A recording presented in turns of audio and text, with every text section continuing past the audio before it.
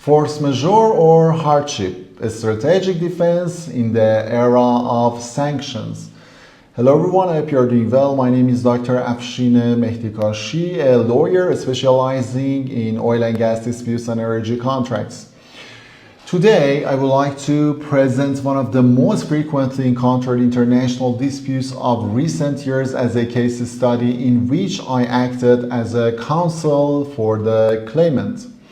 The case concerned an Iranian client who had entered into a contract with an Italian company for the supply of equipment for an oil project. After the imposition of sanctions, the Italian party claimed that due to force majeure, it was unable to continue performing its obligations and suspended the execution of the contract. At first glance, this defense appeared highly significant. However, the key issue in this case was the distinction between force majeure and hardship. Under force majeure, performance becomes impossible.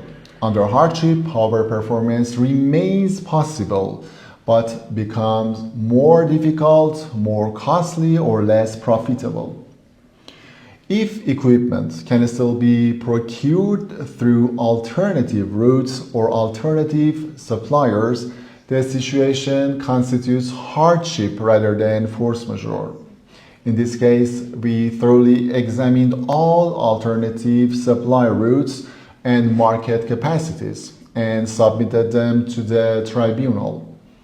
Ultimately, it was established that performance of the contract remained possible and was only affected by increased costs and difficulties. Accordingly, the force majeure defense was rejected and the opposing party claim was dismissed.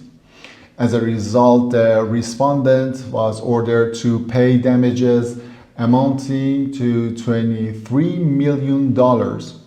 This case demonstrated that in oil and gas disputes, mere reliance on sanctions is not sufficient to establish force majeure. Sometimes the outcome of a multi-million-dollar case is determined by this subtle distinction between force majeure and hardship. Thank you for watching.